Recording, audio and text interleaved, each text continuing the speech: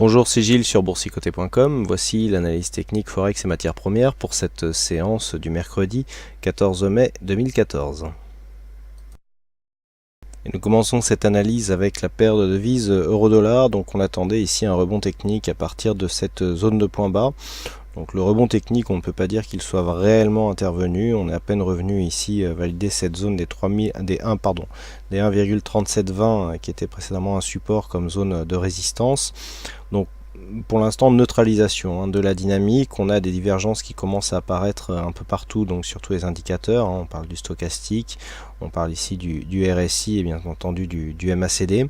Mais pour l'instant, ce signal ici n'est pas du tout relayé. Il semblerait qu'on ait ici un petit affaiblissement de cette dynamique baissière. On en veut pour preuve ici ce nouveau point bas qui n'est pas venu tester la bande de Bollinger inférieure. C'est aussi un signe d'affaiblissement comme décrit par John Bollinger lui-même sur l'étude de son indicateur.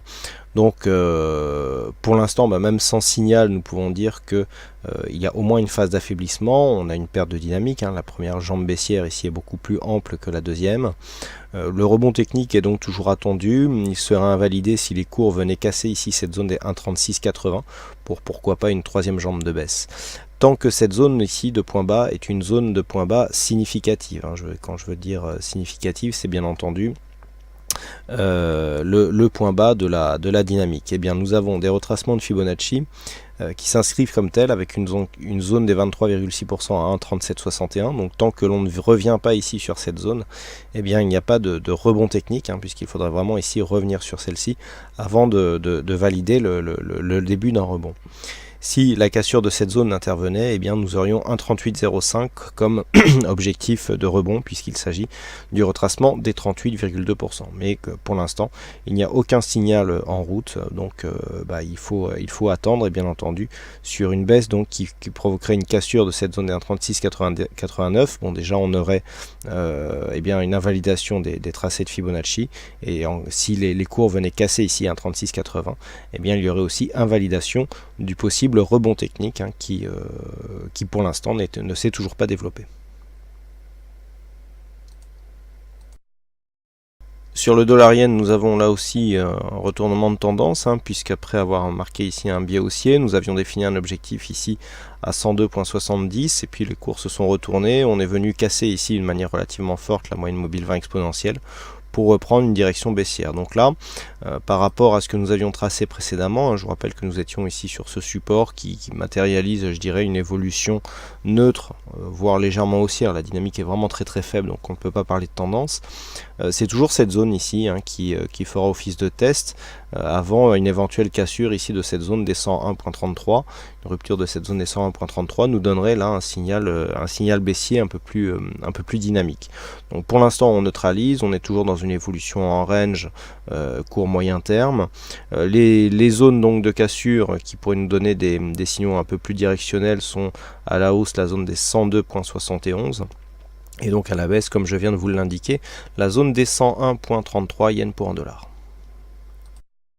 Et enfin sur l'or, on continue de remonter ici vers cette zone majeure des 1307 $. On est donc toujours ici dans une évolution neutre.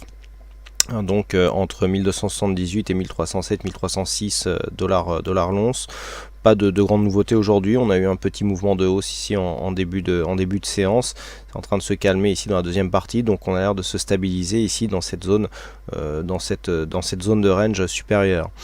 Si les cours venaient à casser ici cette zone des 1306,7, le point de validation d'une possible reprise de la dynamique haussière se situe ici à 1315 $ l'once.